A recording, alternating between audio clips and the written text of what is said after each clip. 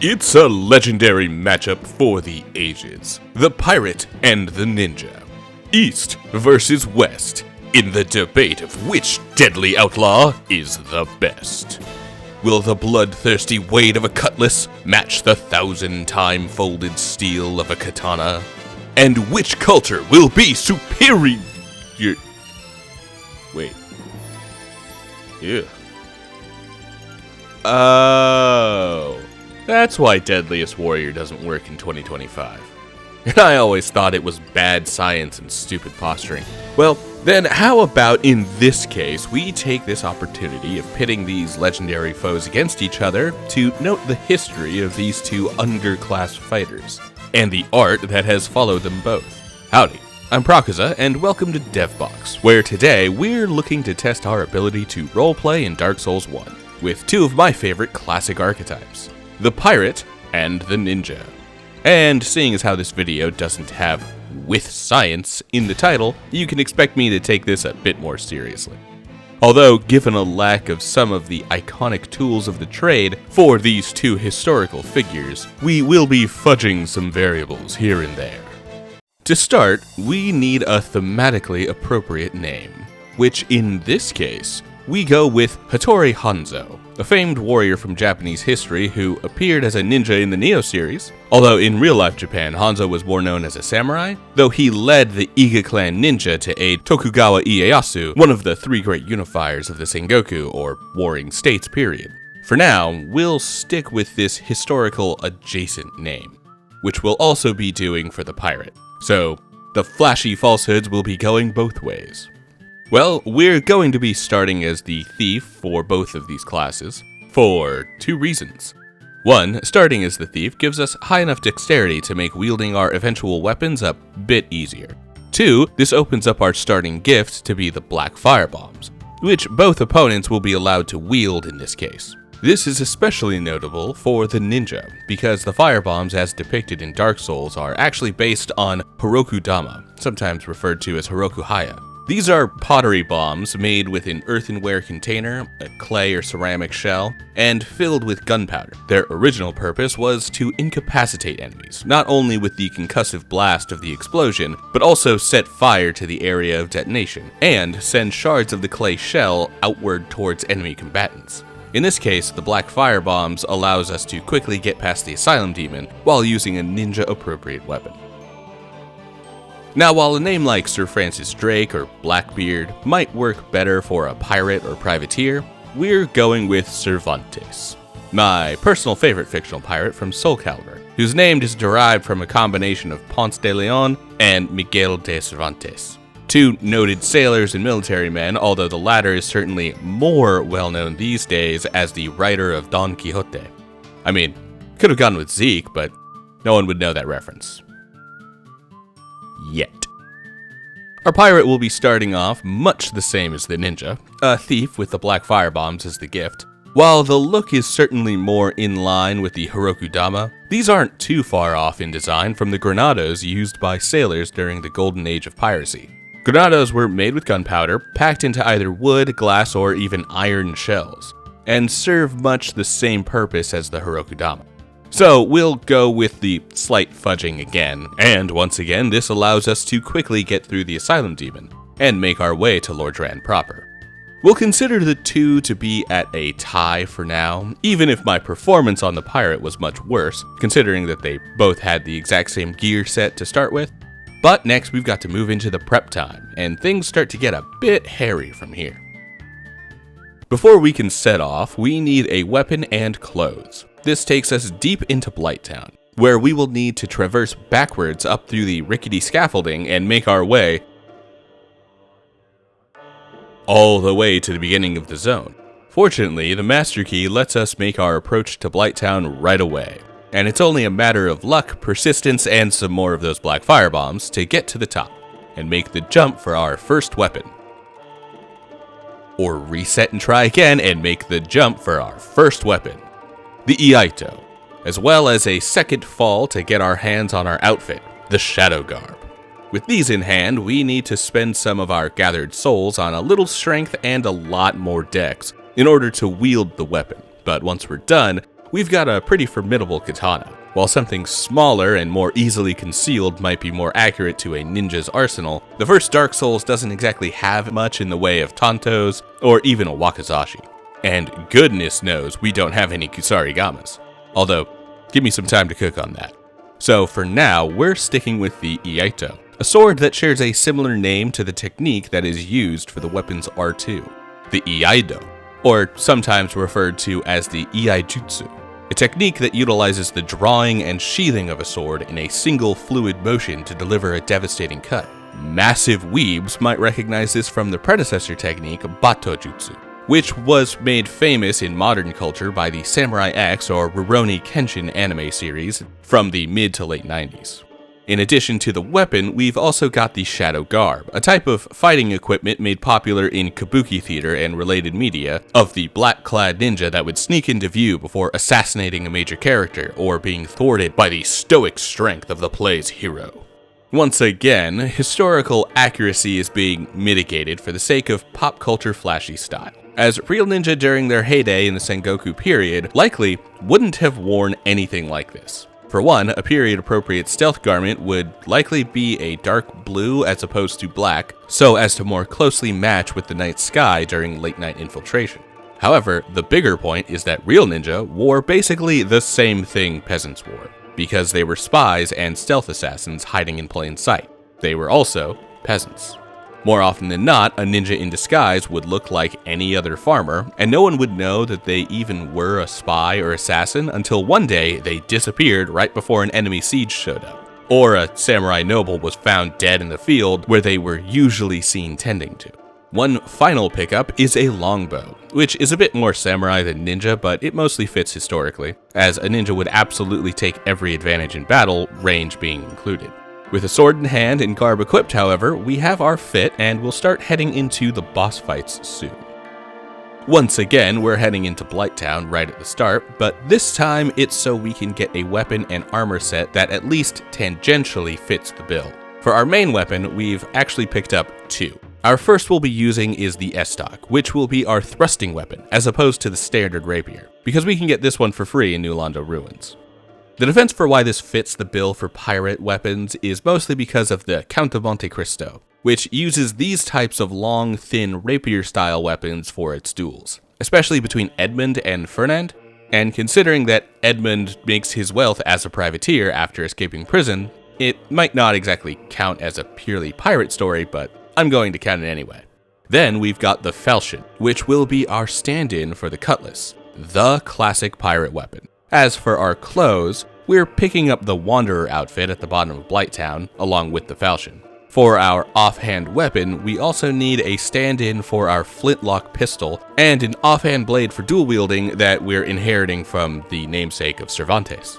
For these, we're grabbing the parrying dagger, which will eventually be replaced with the mail breaker, and a light crossbow, which will also be getting upgraded as we continue, for obvious reasons. Finally, we need the key aspect of the drip, our pirate hat.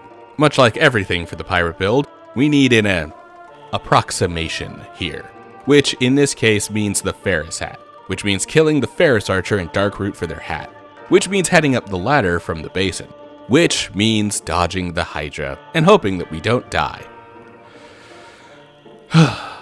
Not exactly the best time. Getting through Blighttown with no weapons as the ninja was a nightmare, and the stat requirements for actually using the Iaito left me soul-starved for the early portions of the game, and not to mention at pretty low vigor against the next few bosses we'll be coming up against. So, not a great setup. Killing the undead merchant might have been a better choice, but he sells some things that we'll want, although we barely use it, later on. So I didn't want his inventory gone quite yet. On the other hand, getting through the Blighttown section of the pirate was very easy, but getting past the Hydra was the real problem there, since we wanted the Ferris hat. Otherwise, every other pickup was very simple and could easily be acquired without much risk of death if I showed a little more patience. So for that, the score definitely has to go to the pirate because of the ease. Although it does feel a little dirty since the ninja gear is so much more accurate. Still, the trip up through Blighttown at base level without a weapon was too damning to earn that one the win.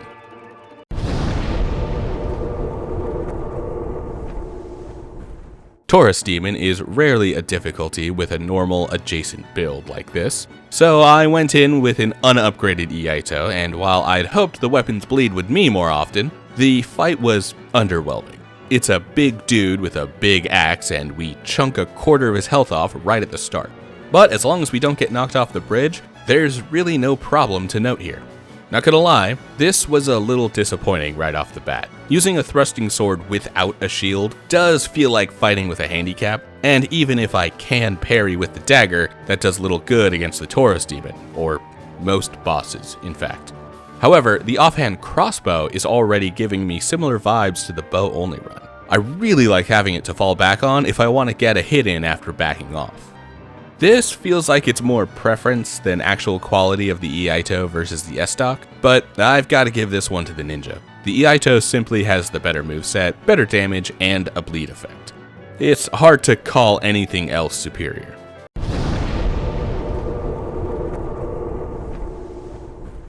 Certainly much more difficult than the Taurus Demon, even got close to dying a few times. However, a +4 Iaito helps me absolutely chunk these guys down. In addition, the low weight of our gear, even with the longbow on my back, we're able to light roll out of most danger. Even after a hit or two beats me to an inch of my life. We've also grabbed the Wolf Ring at this point to keep us from flinching too often, but 40 poise isn't quite enough to keep us stoic against every attack.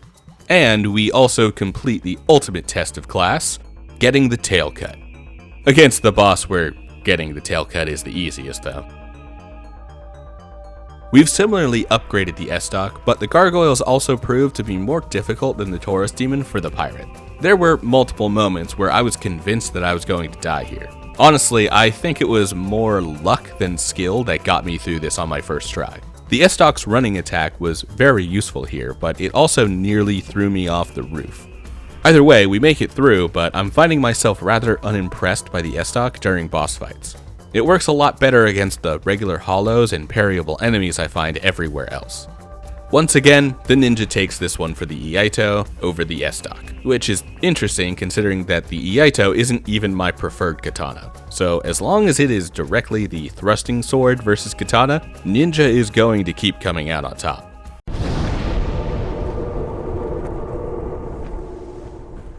I expected the firebombs to be a lot more useful here, but after chucking one as soon as I entered the fight, I was immediately smacked and abandoned that line of reasoning. It isn't exactly news that the camera, 4-way lock-on dodging, and this shoebox of an arena all conflict hard with each other. However, once I switched over to only using the katana, the fight starts to go so quickly that I'm not even sure if I have enough footage to go over my words. But yeah, +4 Iaito rips, and the ability to dodge quickly gives us every advantage we need for the Goat Man. The crossbow has started to go hard now, both in the boss fight itself, but also against the basic enemies in Lower Undead Burg. Being able to hold the crossbow in an offhand with the main hand weapon still available makes it a great addition to the build here. It especially tears up the dogs in the Capra Demon fight, although timing is key here as attacking the dogs while they're rushing can often lead to missing entirely. Still, it proves well against the dogs, and once they're down, Capra is hardly much of a problem. I've been wanting to give one of these to the pirate at this point, since the offhand crossbow is so much fun, but this feels like the best example of it really changing the actual pacing of the fight. Between taking out the dogs and altering the approach leading up to the fight, the crossbow earns this one for the pirate.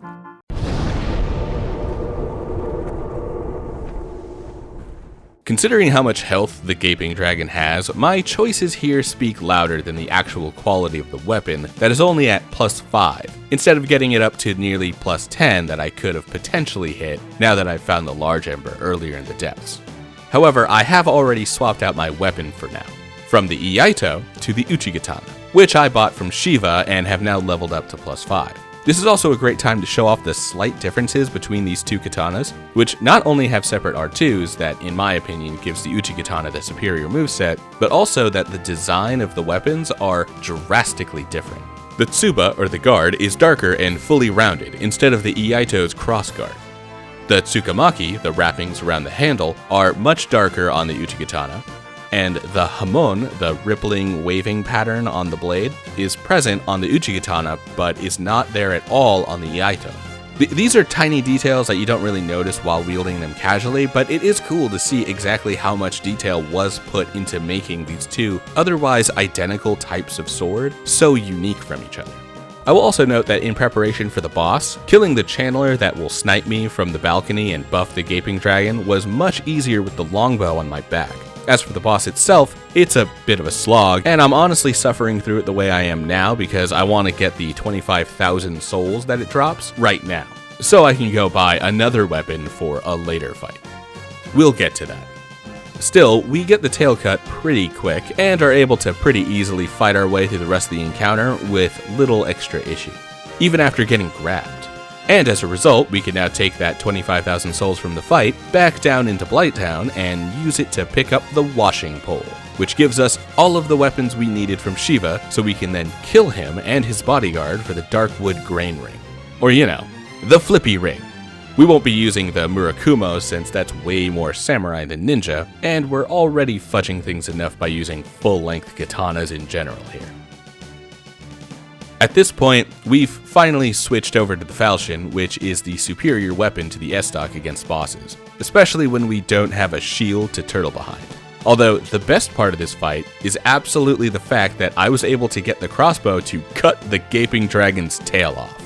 Otherwise, it's a slog of a fight, as the gaping dragon is the start of the next few bosses being massive damage sponges, with huge HP pools and relatively high defense. I do find it funny that for the first fight, actually using our cutlass stand-in, it is not the falchion that wins the fight for the pirate. It's that crossbow tail cut. Like, the Uchikatana is certainly the better weapon here, especially with its bleed that can overcome the massive health bar of the gaping dragon. And honestly, I might have a bit of favoritism with the pirate stuff too. But Cervantes will take the win, conflict of interest or not, because I absolutely loved being able to shoot the gaping dragon's tail off.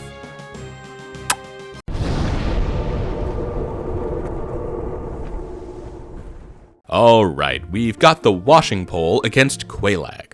Is the washing pole any better than the other katanas? Well, it has a longer reach. Other than that, the moveset is identical to the Uchikatana, except it has worse scaling and requires a heavy investment into strength in order to wield. But hey, we've got some time to talk about the weapon during a pretty by-the-numbers fight against Quelaag, since the poison and fire bombs that I've added to my toolkit for the ninja aren't exactly useful against her.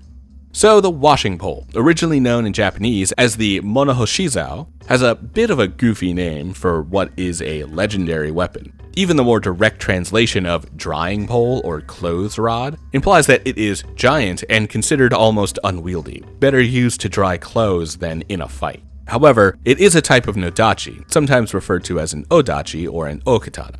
There is a lot of conflicting information online about what exactly qualifies these different terms for big katana, but often odachi and nodachi are regularly used interchangeably in older texts from the samurai class in ancient Japan. That said, the washing pole has an interesting discrepancy from most nodachi, as the handle is the same size as the regular-sized uchikatana and iaito. Usually for weapons this large, the handle could be up to a quarter of the full size of the weapon, as to give the wielder more control by spreading their hands across the larger handle. Also, this is a great time to bring up that name, Uchikatana, which is becoming much more common knowledge nowadays to be the actual name of what we in Western cultures often refer to as the katana.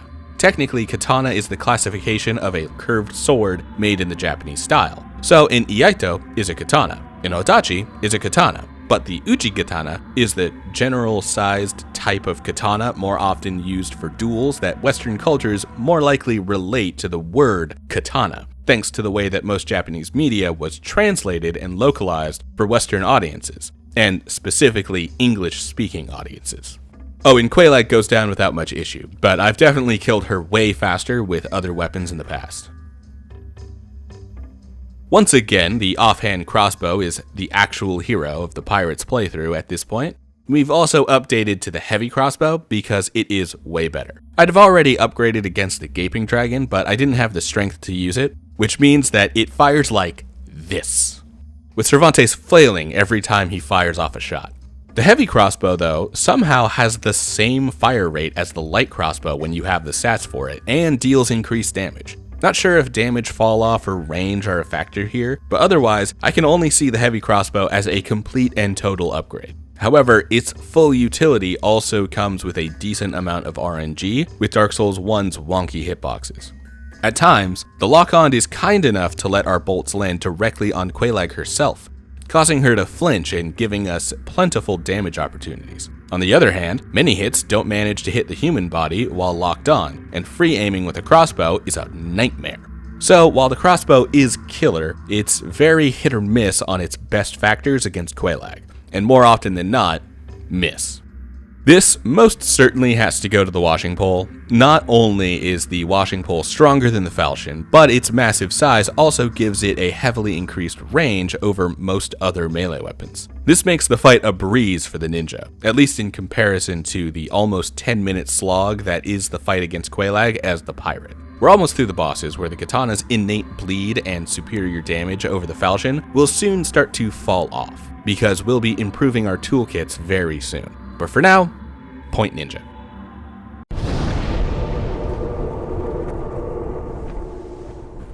Blah blah blah, drop off the edge. Moving on. Tie, neither toolkit brought anything specific to this fight.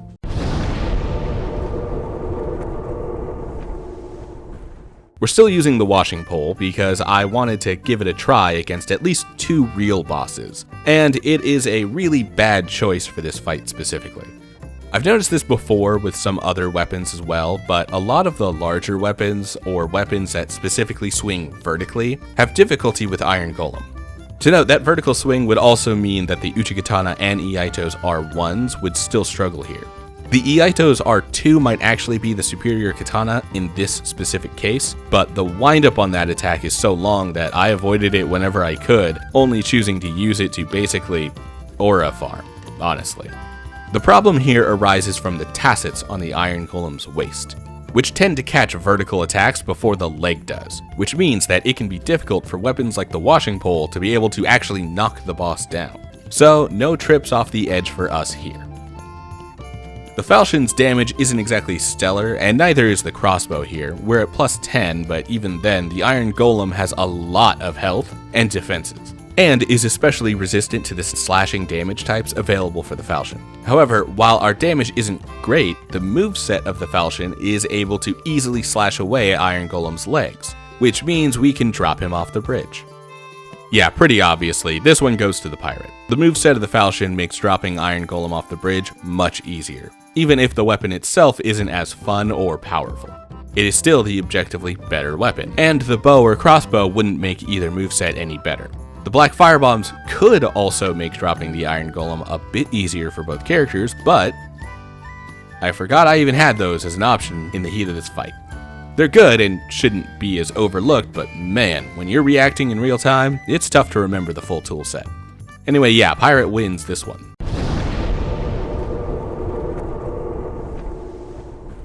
Now we'll finally be getting an upgraded weapon, swapping out our Iaito for the Chaos Blade, by turning in Quelaag's soul to the giant blacksmith. This is actually a weapon I've always been afraid to use, since it will deal chip damage to me for every attack that lands on an enemy, even a dead enemy that fails to take any additional damage. So yeah, careful getting too greedy after getting a kill. However, against Ornstein and Smo, the Chaos Blade absolutely rips. We're only at about plus 2 here, but the Chaos Blade is already dealing heavy damage, taking out entire segments from Ornstein's health bar with each R1 in the first phase, and coming barely below the mark for the same against Super Smo. Even though I run through all of my Estus at the start of phase 2, the chip damage isn't enough to end the fight early. So I'll call this a huge success against ONS. Oh, and our bow lets us shoot Guinevere and open up the fight to Gwendolyn right away. We won't be going there right now, but at least the door is open early. So, full disclosure, I'd already played the entire ninja playthrough at this point before jumping into the pirate, and fully understood that there would be no possible way for the falchion or Estuk to stand up to the Chaos Blade. That thing is a beast of a weapon, and the longbow makes traversal so much better when you're not in boss fights. Like, I cannot express this enough. If your build is struggling to get you from point A to point B, grab a bow. Anyway, to counter this, I decided it was time for the pirate to get a substantial upgrade of its own, by dropping down into the catacombs and sitting in this coffin for a bit. Then we can commune with Nito, join his covenant, and be granted the Gravelord sword.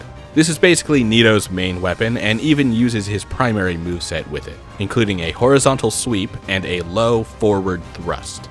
Now, if you're curious about the choice of a giant skeletal weapon for a pirate, you can consider it a very large cutlass. Not exactly a historically accurate weapon, but a similar weapon could be found not long before the Golden Age of piracy within the German classification of Messer swords. Specifically, we'd be looking at the Kriegmesser and the Grossmesser, both of which were large enough to be wielded in two hands, though they were also light and nimble enough to function well in a single hand alongside an offhand secondary tool, like a shield or even a pistol. In fact, remember the Grossmesser well for when I try this video idea out in Elden Ring. It'll likely be making a comeback there. Additionally, the skeletal form of the Gravelord sword is our best approximation of representing the Jolly Roger, or the skull and crossbones design that has become heavily linked to pirate myth and iconography. While the modern depiction of the Jolly Roger itself has questionable historical accuracy, writings from during the time of the Golden Age of pirates, roughly sometime between the 17th and 18th centuries, do specifically call out many privateers and pirates flying a flag known as a Jolly Roger. However, more often than not, pirates of the age would simply add whatever design they wanted to the flags they flew, with the moniker of Jolly Roger mostly being attributed to a black flag, signaling no country's colors or allegiance, rather than the traditional skull and crossbones we know now. Still, skulls and skeletons were a popular feature among these flags, and over time that variety has been filtered down to use the skull and crossbones as a general symbol that we now more regularly recognize as the Jolly Roger. All of this is also to say that I wanted to get some pirate history in here at least somewhere, since we've had so much more time available to talk about ninja history up until now. Anyway, as we've been watching here while I've been going over that history, ONS does not go well for the pirate. This is our first death on a boss for this entire run, across both characters. The Gravelord's sword certainly has a learning curve after having been using two very quick weapons up until this point, so that causes some issues.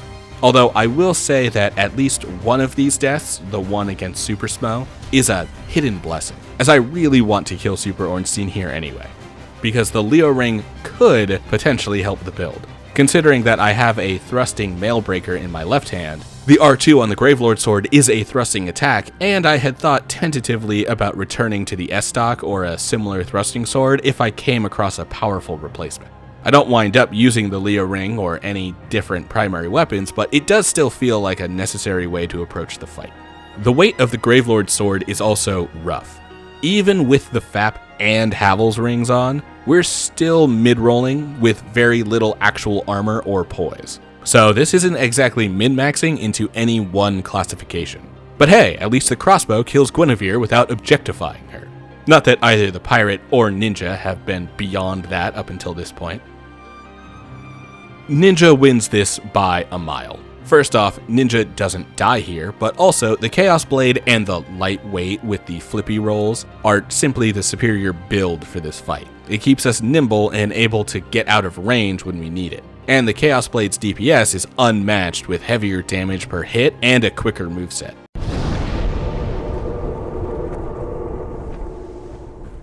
Now that we've got the Lordvessel and Frampt takes us down to place it in front of the Firelink altar, we can start putting the rest of our gear sets together. For the Ninja, this has already included adding Poison Mist, which we've already seen in my inventory for a while, but we'll also pick up Toxic Mist as well. And it'll come in handy against a few NPC fights, like the Firekeeper in Anorlando. This is a pretty cool trick actually. If you come up from the Dark Moon tomb and come behind the woman in the brass armor, you can poison mist her without her ever knowing you're there. In fact, when she dies, she doesn't even say her normal, "This man/woman is a threat" line. We can also start buying more regular firebombs and throwing knives from the Undead Merchant, and black firebombs from the Crestfallen Merchant in Sen's Fortress. Finally, we can get some poison knives from the female Undead Merchant on the way to Lower Undead Bird from Firelink. That finishes off the full tool set, but most of these extra items are more prominently used on other enemies, like hollows and thieves from a distance instead of bosses. The full scope of which, though, does make traversing through most areas way easier than some of my previous runs. So yeah, having extra tools, especially ranged tools, really improves exploration in a lot of ways. One example is the Hydra, who we kill very easily from a distance with an upgraded longbow, which I mostly bring up here because when we get to the other guy, this part is going to be necessary and will actually see us going a little out of order for the ninja, since the pirate needed to head into the DLC as early as possible. The biggest upgrade for the pirate before heading into the DLC involves going to Duke's Archives right away. Fun note, the Gravelord's Sword's R2 goes hard against the armored boars here. So when the boar apocalypse happens, you know what to do. Grab yourself the cursed blade of the first of the dead and stab the boars in the side one at a time. We equip the rare ring of sacrifice to not lose our souls or be cursed when we have to die to Seath. We picked up the rare ring in both playthroughs by killing Rickard. But after reviving and killing the hentai monsters, we can drop from the staircase onto this bookshelf on our first try. Super easy, not even a problem. And Homered Bone out after opening the chest and taking the Avalon. A completely successful mission, completed with no issue at all. Definitely not a 30-minute detour that killed me like half a dozen times. The final part of getting the build together won't be until we get into the DLC, so we also go for the Hydra, only this time with the crossbow and the Gravelord's Sword. Crossbow isn't the best option here, but free aiming with the Avalon can take out the heads from a distance, so not the best, but also not the worst. RNG also wasn't on my side here, as the Hydra really wanted to ruin me with the stupid spit attack. No matter how close I got to him, he would never do the head charge. We also take this time to farm some souls to get our endurance up enough to light roll with all of our gear equipped. While ideally the ninja should get a free point for the Hydra being way easier with the longbow over the crossbow, we aren't going to count it. No change in score.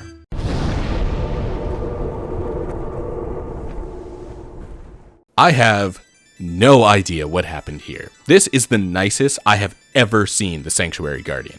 All he did was spam the wing beat air attack and missed every single time, and the Chaos Blade absolutely slaughtered him. We even get some bleed me's on him. Honestly, can't believe this went so well. Although I will note that for the ninja run, this actually takes place after nearly full clearing the base game, so I'll take the extra levels into consideration when scoring it against the pirate, who needed to rush here once ONS are dead. That good RNG from the ninja build was in my head for this entire fight, or should I say, for these many attempts, because this does not go well as the pirate. The slow speed of the Gravelord's Sword makes maximizing on the lightning-fast Sanctuary Guardian's openings a nightmare. And my first few attempts at this actually came before farming up those souls to be able to light roll. Once we've got some freedom to maneuver, the Gravelord's Sword stops being a major detriment, and we finally get the kill after many attempts. We even get the tail cut, and after that we can kill Chester for his outfit and finish out our trip for the pirate. Although, while I was hoping that this would have more of a swashbuckling long coat aesthetic, it really did give more of a vampires in fedora vibe. So, yeah, this is about as close as we can get, but even then, do better, Dark Souls. Cervantes is looking silly up there. While the tail cut is almost enough to jump the pirate up into getting this one, yeah, there's no way I can warrant that ruling. This has to go to the ninja. Even with the extra levels, both were dealing relatively high damage per hit, and neither can really combo too much against the Sanctuary Guardian, but the Chaos Blade and the already lightweight build of the ninja sets it far and beyond the pirate for a fight like this specifically. So yeah, ninja wins this one and starts off the DLC strong, I won't lie.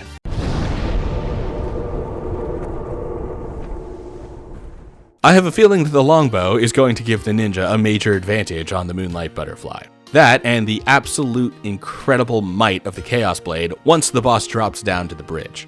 Absolutely destroyed. Bringing range into Moonlight Butterfly after having already beaten ONS really simplifies this fight. Really nothing to note here. Avalon goes burr.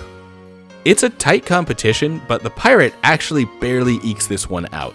The Avalon is capable of much higher DPS than the longbow, and even manages to take out the butterfly before it fully lands, whereas the ninja got the last few hits with the melee weapon. So yeah, it's close, but the pirate surprisingly gets the point.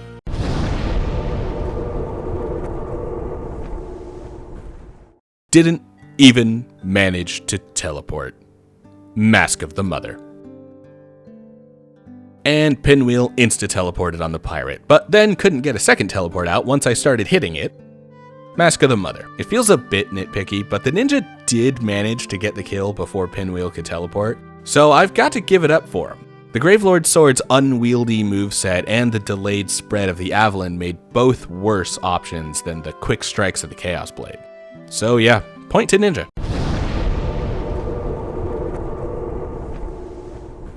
Really tried to get that tail cut, but failed. Either way, Chaos Blade goes fucking hard. We've also hit +5 with the Chaos Blade after fighting a bunch of Titanite demons, who go down fast to this weapon.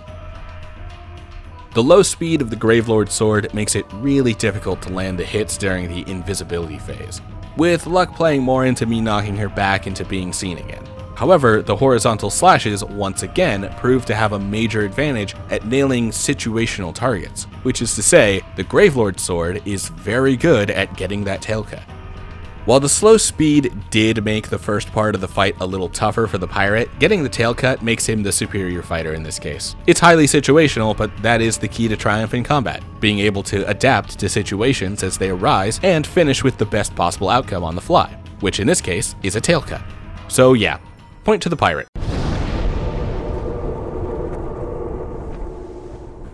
At this point, we're pivoting our weapons for a handful of bosses, because they're extremely easy and I don't take them seriously. Sorry for the boss whose name flashed on screen before I got to this point. This is also the main reason we did Priscilla when we did, as killing King Jeremiah while in the Painted World gives us the Notched Whip.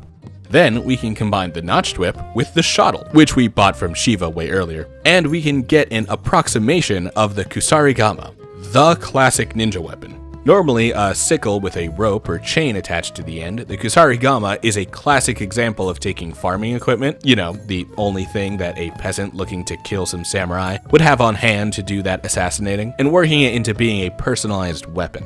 In this case, we've got the sickle-type Shottle and the Notched Whip to approximate this modified harvesting tool.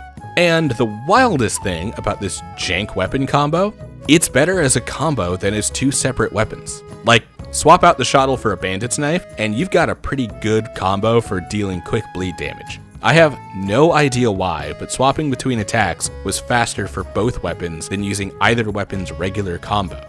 So now we're wailing on Gwendolyn, which is very funny to use this terrible weapon combo on. Both of which aren't even at +5 at this point, and it takes forever to finish. Probably a win for the pirate, unless I do something crazy for it. But with how good the Chaos Blade has been, the pirate might need the easy win. Now, at this point, I could tell from the difficulty I was having on fighting like ONS that I might need some extra wins for the pirate to keep this close. So while I don't really consider it piratey enough, I do still take this opportunity to try out one of the best curved swords in the game, in order to match up with the jokey Kusarigama I'd made for the ninja at this point. In this case, that means Quelaag's Fury Sword, an incredibly powerful curved sword that has the potential to stand as the best in its weapon type, as long as you don't fight enemies that are resistant to fire. Hopefully that won't be a problem coming up. But yeah, between the Avalon and the Fury Sword, Gwendolyn isn't much of a problem. Granted, with some decent timing and a fist, Gwendolyn is rarely a problem. To note, both characters are using under-leveled weapons for this fight. The ninja has only leveled the components of the Kusarigama to about +5. The pirate hasn't leveled Quelaag's Fury Sword at all. Still, this one goes to the pirate, who still does decent damage to Gwendolyn and has the Avalon to fall back on if the Fury Sword's damage feels too low.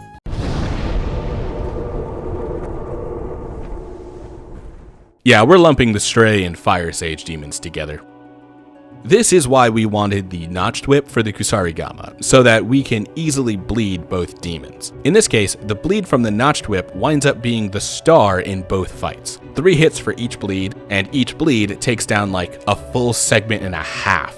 Definitely could have gone better if we actually upgraded the weapons, but it's funnier this way. Against the Stray demon, the Fury Sword is okay. Not great, but not terrible either. And between the two demons, we even take this time to head down into the catacomb and upgrade our Mailbreaker up the fire path. This is because while we've had to use the crossbows as a stand-in to approximate the classic flintlock pistol, Cervantes simply doesn't feel like a true pirate until his offhand has a true firearm. A 6-minute detour for a bad pun. Was it worth it? Not against the Demon Fire Sage, it wasn't. This fight takes forever with 2 flame-enhanced weapons in either hand, and he almost kills me as a result. Still, it's the butt stomp demon, so let's move on. So, this was supposed to even out the playing field by giving the pirate 2 easy wins, but the Kusarigama actually beats out the Fury Sword in both of these fights. Like, the ninja beats each demon a full minute faster than the pirate. That means, somehow, this round goes to the ninja. Maybe I should give the Kusarigama a full playthrough after this.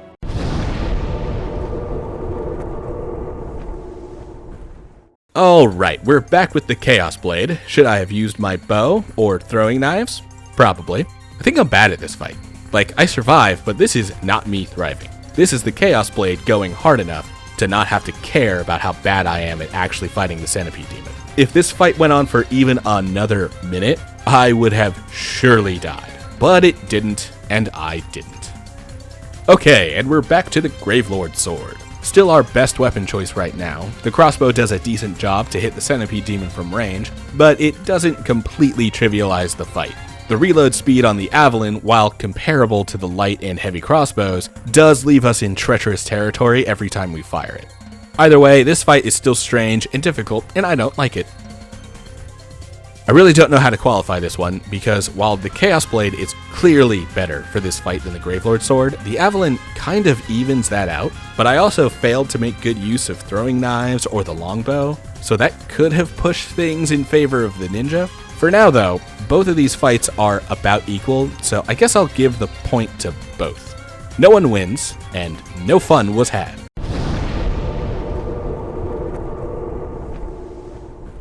Firebomb method go burr. Oh, and now this idiot decides to use the bow. Firebomb method go. Turns out the binoculars can take the place for the bow for aiming, but it's a little slow, and a solid crossbow kill. This should have been a tie, but yeah, the binoculars are slightly worse than the bow for doing the firebomb cheese, and that extra time led to an annoying and embarrassing death. So I must reluctantly give this point to the ninja, while I go cry in a corner.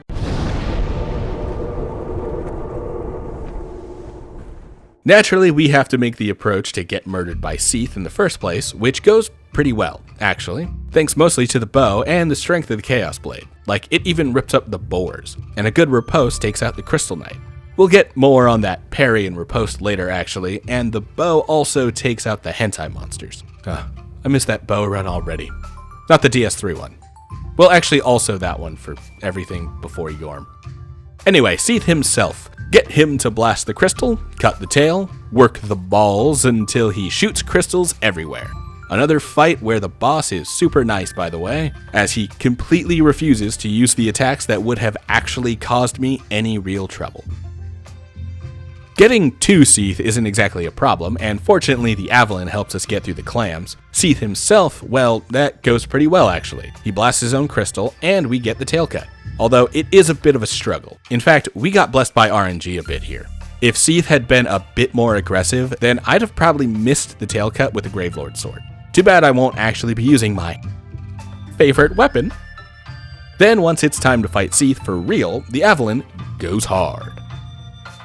This is another close one, again with the crossbow in the offhand really helping to keep the pirate in this fight. But I've got to give it to the ninja for being able to get the tail cut way faster than the Chaos Blade. Like, the Avalon is super fun, but the ninja is simply outperforming the fight.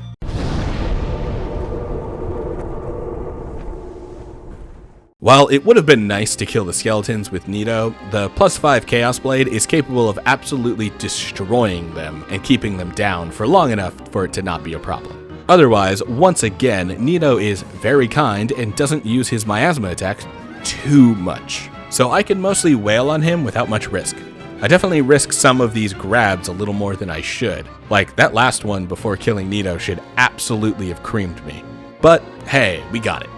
Alright, Gravelord Sword versus Gravelord Sword. Let's see which of us is the better wielder of this pirate weapon. Oh, Nito.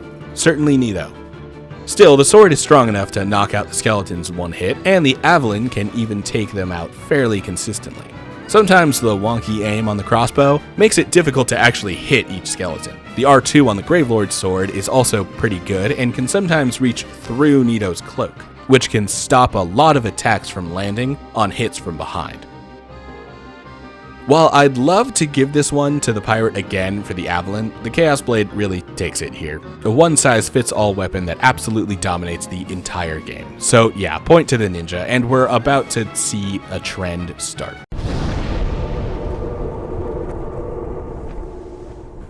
Being lightweight often makes Sif a lot easier, because now we can roll through most of her swipes. Also, the Chaos Blade is impossibly powerful. There is no way that the pirate can get a weapon that actually competes with this thing. Unless I let him use Quelaag's Fury Blade at +5 or something. But even then, I've used that and it is not as good as this katana. I mean, we even get this done fast enough to kill Sif before she starts limping. At this point, we've leveled the Gravelord sword to +4. I forget to actually get the last 2 Demon Titanite that I need to get it to +5 by the end, but it is still incredibly powerful. The slow swing speed isn't great against Sif, but the Avalon really makes up for that. We even get the final hit by booping her on the snoot with the Avalon, although we do see that limp animation for like 2 frames. A part of me wants to give this to the ninja for skipping the limp phase, but it's such a tiny difference. Even if the Chaos Blade is steamrolling the Gravelord sword, the Avalon continues to make up for that lack of DPS. So for this, I'll go ahead and call it a tie. Point for each.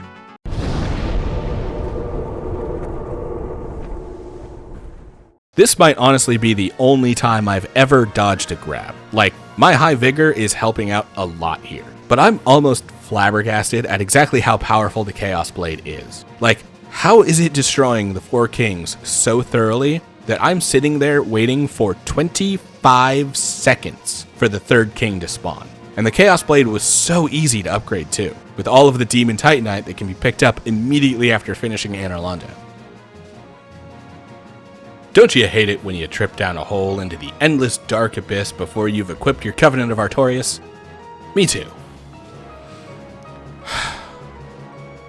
This one gets a little hairy, and while the combination of Avalon and the Gravelord sword are able to keep my DPS in check from fight to fight, we don't meet the check quite perfectly here.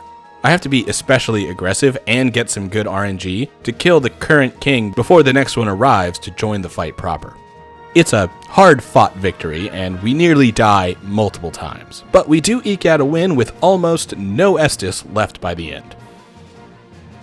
Yeah, it's not even a question. This one goes to the ninja. The Chaos Blade trounced the 4 kings so thoroughly that I honestly thought I might have broken their AI or something. Point to ninja.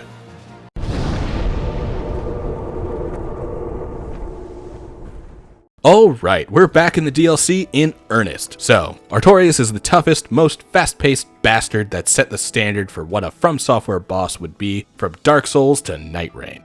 Well, the Chaos Blade can knock him out of his buffing phase, so there's that.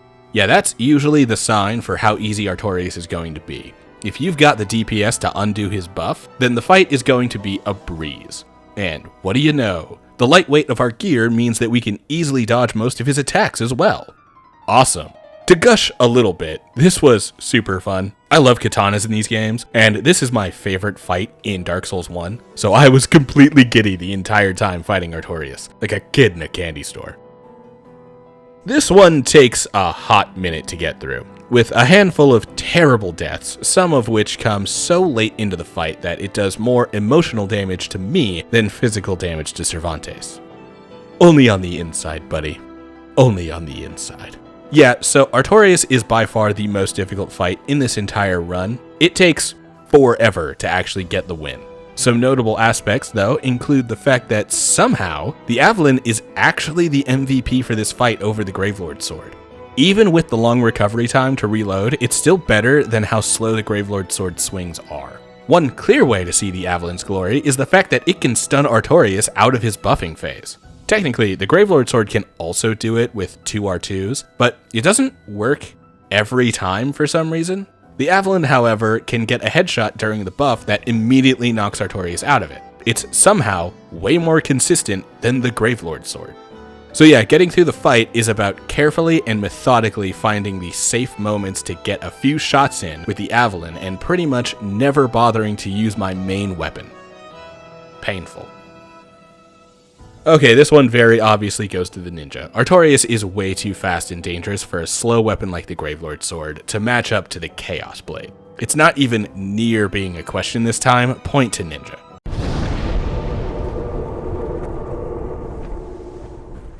For once, I don't really think the key to success here is the Chaos Blade. This one has a lot more to do with really learning this fight way back in my level 1 run. That muscle memory has not left me after all this time, so yeah, the DPS is nice, but it's really not the key to Calamite. The key here is actually patience, and the lightweight gear certainly helps to dodge some of Calamite's more annoying hitboxes. Once again, like I said 10 seconds ago, the key to success has nothing to do with the weapon. While Calamite can easily kill me with his fire, like when he's flying at us and I fail to get out in time, once the actual fight starts, we're set into another war of attrition. There's nothing to be done about Calamite, but to have patience, dodge when you can, and slowly whittle him down.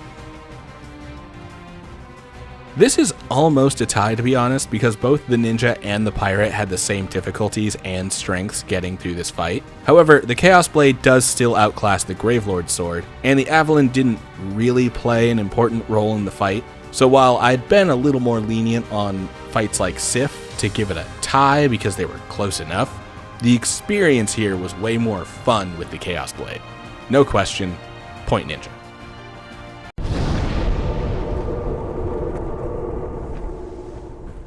After heading through Ulasil Township, again with the longbow doing heavy work against the bloated enemies in the area, we can go up against the final challenge of the run, the handman himself, Manus.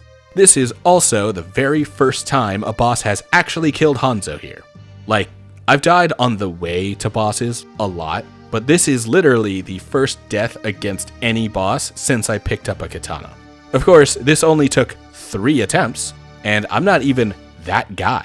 Hell, Manus is the boss I'm the worst at fighting in this whole game. I hate this dude. Not exactly the worst obstacle I've ever run into, though. Once again, though, the Chaos Blade's DPS means that this doesn't go on long enough for me to really be in much trouble once I actually get the groove of the fight. I will say that the best thing I've learned in my last few attempts on Manus is exactly how easy it is to survive his magic. You can sidestep all except for the big convergence one, which won't hurt you if you rub right into Manus's nutsack, and then slash that nutsack up with the Chaos Blade. Considering how difficult Artorias was for the pirate, I came in here prepared for trouble. I'm terrible at fighting Manus. I don't like the Handman. I understand that others do, but this is my personal least favorite fight of the DLC, and sits pretty low on the list of Dark Souls overall. Somewhere down with like Ceaseless Discharge and Beta Chaos, but for opposing reasons. So walking into this fight and being killed fairly quickly was not really a surprise on my first attempt. That was expected. What wasn't expected was the second attempt, where I realized that Manus seems to have a weird response to being hit with ranged attacks. He always seems to respond to the Avalan with his left-handed uppercut that is very easily dodged. Most of the time. Meaning, if I spammed Avalan, then Manus really couldn't fight back. In addition to the strange uppercut spam, the crossbow also gives me plenty of opportunity to hit the boss during his big super combos. If I step away from him fast enough, I get some free damage opportunities right there. All of this then leads to a second try Manus win. Somehow. I don't quite understand it myself.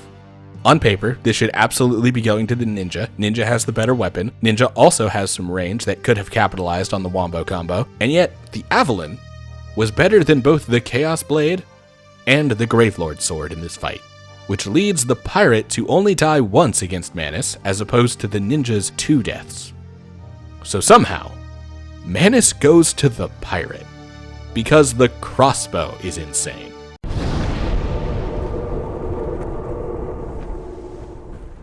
Oh wait, did I call the last guy the final challenge? Well, Gwyn got some revenge for that, but fortunately I get to make some use of one of those pop culture ninja techniques of deflecting Gwyn's sword and getting a nice riposte on him. This is one that in media often gets combined with the shuko, a type of claw on the inner hand that is used to climb walls and infiltrate samurai forts and castles. While there isn't really a lot of historical context to turn this into ninja literally parrying weapons with their bare hands, it's a common trope to use the shuko to bind and redirect enemy weapons to create an opening. And so we use that to take down Gwyn. Something tells me this won't be much of a problem for the pirate either. First try, Return of the Mailbreaker, GG easy. Gotta give it to the pirate again for getting less deaths on this fight over the ninja.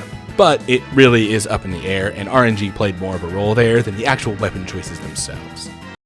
So, our final tally sees the pirate walking away with 13 points, standing his own much better than I might have expected when starting that playthrough. However, even with the various crossbows at his side, leading up to even the incredibly powerful Avalon, Cervantes still simply does not match up. And with 17 points, the ninja takes the top spot as the legendary master of Dark Souls 1. Also, an interesting note about these two runs, they both ended at level 79, almost nice, and took 11.5 hours. Like, the timing was within 18 minutes, with 11:30 for the pirate and 11:12 for the ninja, which is another point to the ninja?